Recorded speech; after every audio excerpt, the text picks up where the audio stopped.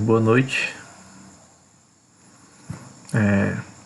Olá, alunos de primeiro ano do turno da noite, né? Primeiro ano eu resolvi fazer esse pequeno vídeo aqui para estar explicando para vocês como que funcionava a escravidão na época da Roma Antiga, né?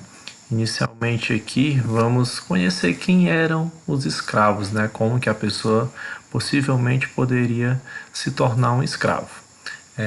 Novos escravos normalmente chegavam ao sistema romano, né? Sistema da sociedade romana, através de guerras ou através de dívidas. Como assim, Juscelí? É, Através de guerras, quando o exército romano ganhava uma batalha contra um exército rival, e aí aquele exército rival, antes de ser totalmente dizimado, resolvesse se entregar, vamos dizer assim, se render, este pouco de pessoas que sobreviveram, né, iriam ser levados para dentro de Roma como escravos. E a outra metodologia que se faz para se tornar um escravo lá na Roma antiga era através das dívidas, né, dívidas que uma pessoa livre a sociedade romana contraísse com alguma pessoa rica lá, e aí foram colocados os termos do empréstimo. Chegou o dia de pagar, vamos dizer assim, aquele valor financiado ali, aquele valor emprestado, a pessoa não tinha como pagar e tal, e aí aquela pessoa na jurisdição romana, vamos dizer assim, nas leis romanas, ela ia ter que se tornar escrava de quem ela tinha pedido aquele empréstimo, certo? Esses escravos podiam ser de todas as etnias e origens econômicas, por exemplo, funcionários e oficiais de inimigos conquistados podiam se tornar escravos, tá certo?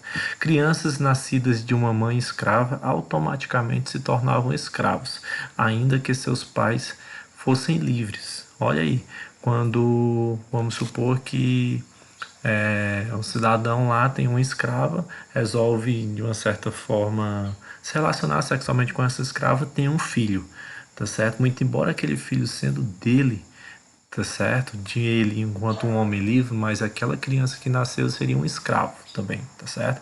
Todos os escravos eram considerados propriedades, né? Segundo a lei romana, nenhum deles tinha direitos, pois não eram considerados pessoas jurídicas.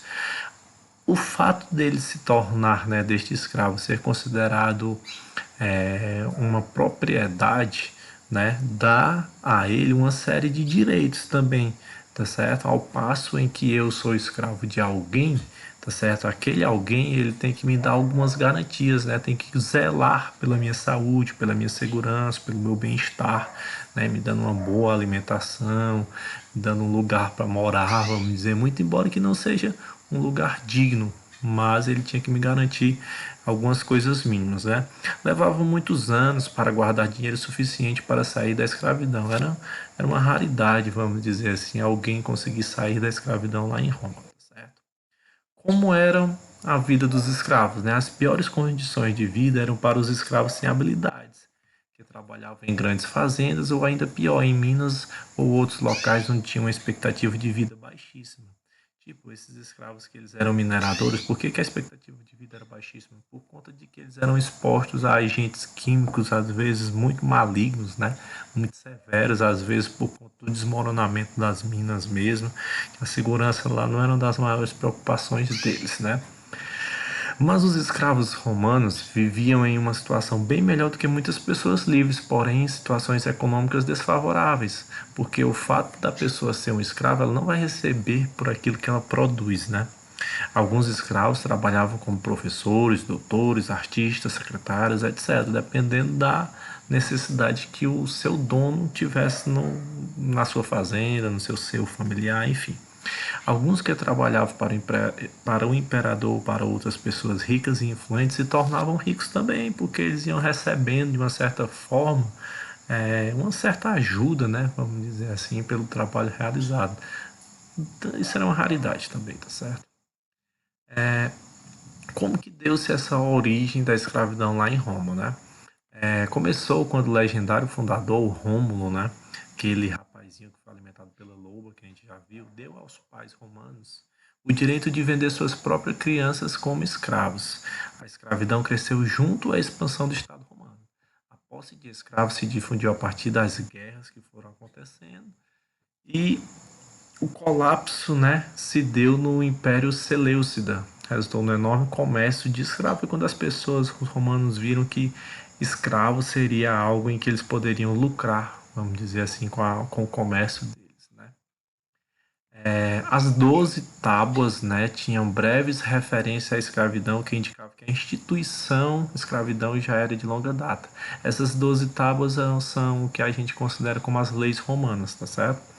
A escravidão era um aspecto do ius gentium, lei das nações, segundo o jurista Ulpiano, né, da época de 2 depois de Cristo. Todos os seres humanos nasciam livres pela lei natural, mas a escravidão era prática comum a todas as nações.